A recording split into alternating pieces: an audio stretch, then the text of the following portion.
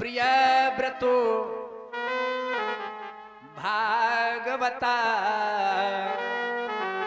आत्मा राम कथम मुने। पहले श्लोक आया था प्रिय व्रत उत्तान पादौ। प्रिय व्रत और उत्तान पाद ये दो भाई थे। तो उधर उत्तान पाद जी का वंश तो आप अभी श्रवण किए हुए हैं। अब दूसरे जो इनके भाई हैं प्रियव्रत जी महाराज, प्रिय जी व्रत जी को भागवत जी में आत्मा राम कहा गया है। आत्मा रामा कथम मुने, जिसके हृदय में राम है, जिसकी आत्मा में राम है, वही तो आत्मा राम है। लेकिन कभी किसी से ऐसा हो जाता है कार्य कि वो उस कार्य के लिए सिद्ध माना जाता है।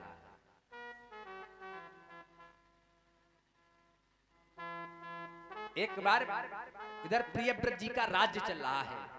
अब प्रियव्रत जी के राज्य में एक बार चोरी हो जाती है। प्रजा दुखी होती है, और जब प्रजा दुखी होती है तो बाबा ने मालूम क्या लिखा है, जासुराज प्रिय प्रजा दुखाए।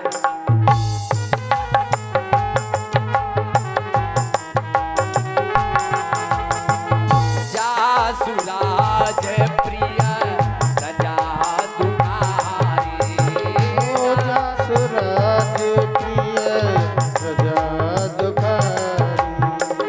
सो नृपया सिरा रखयाधिकारी। सो नरक अवस नरक अधिकारी। जासुराज प्रिय प्रजा दुखाए। इस राजा को रौरव नरक की प्राप्ति होती है जिस राजा की प्रजा दुखी है। अब इन्होंने सोचा कि मुझे बहुत कष्ट हो रहा है।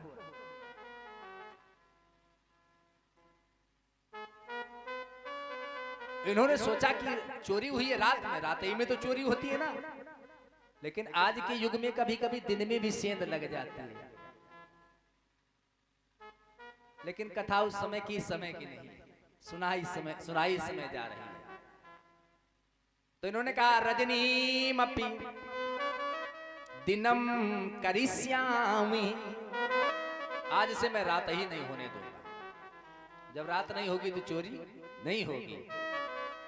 तो लिखा है एक पहिए के रथ से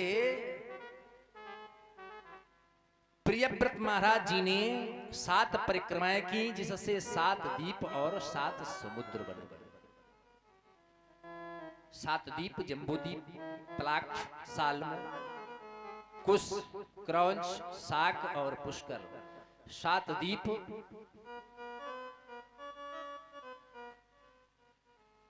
और 7 समुद्र बने हैं, छार, क्षीर, दधी, मधु, मदिर, इच्छ और जल। और हम लोग जहां रह रहे हैं ये कौन सा द्वीप है? हमारे परम आदरणीय आचार्य जी सुबह बोलते होंगे जम्बू द्वीपे भरतखंडे आर्यावर्ती कदीशांतर्गते। हम लोग जम्बू द्वीप में रहते हैं।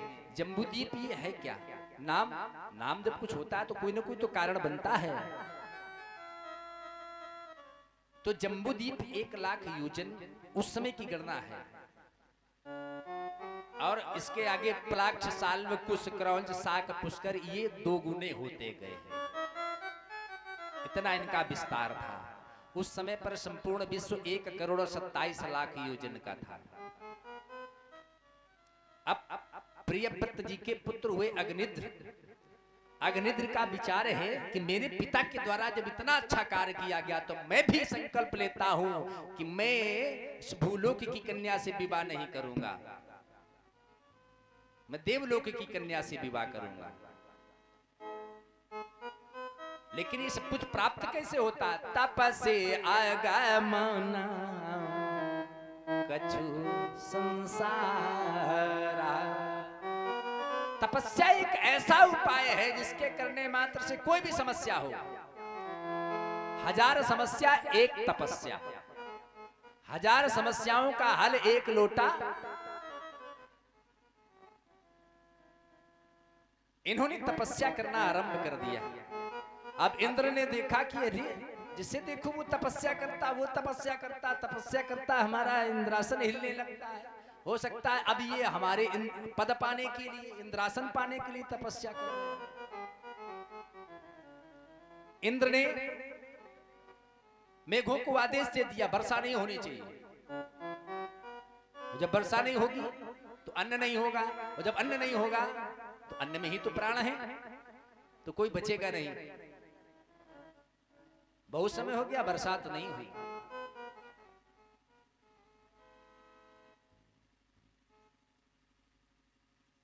काफी समय जब बीत गया, इंद्र परास्त हो गया, तो पूर्व चित्ती के साथ में इनका विवाह हुआ है। इनके पुत्र हुए नाभि, नाभि का विवाह मेरु देवी से हुआ। इनके पुत्र ऋषभदेव। धीरे धीरे इनका वंश बढ़ता गया। ऋषभदेव जी का विवाह हुआ, इनके 100 पुत्र हुए। 100 पुत्र में एक बड़ा पुत्र है,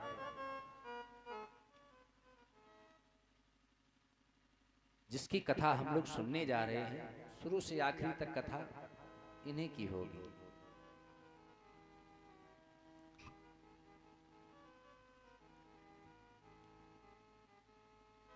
भरत जी सबसे बड़े हैं, और राजा कुल का एक नियम होता है कि राजा का राज पद का अधिकारी जो होता है बड़ा पुत्र ही होता है। 3 ने कहा कि हम ऊर्ध्वरेता ब्रह्मचारी बनेंगे। 9 लोगों ने कहा कि हम योग साधना करेंगे।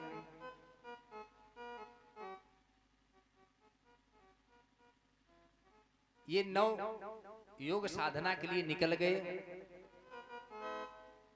ब्रह्म वैवर्त तो बिठूर में जाकर के वहां यज्ञ चल रही थी, प्रसाद पाने के लिए भूखे थे। प्रसाद पाने के लिए पंक्ति में बैठे, तो वहां पर इनके पिताजी पहुंच गए, और पिताजी ने देखा।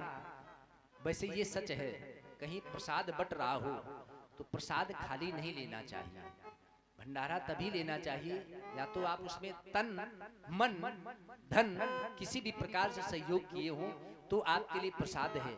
अगर आप फ्री में उसे पाना चाहते हैं तो फिर वो केवल स्वाद के लिए होगा। इसीलिए भगवान के द्वार में कभी खाली हाथ नहीं जाना चाहिए, कभी कथा खाली नहीं सुननी चाहिए, भले ये पुष्प ले लिया जाए।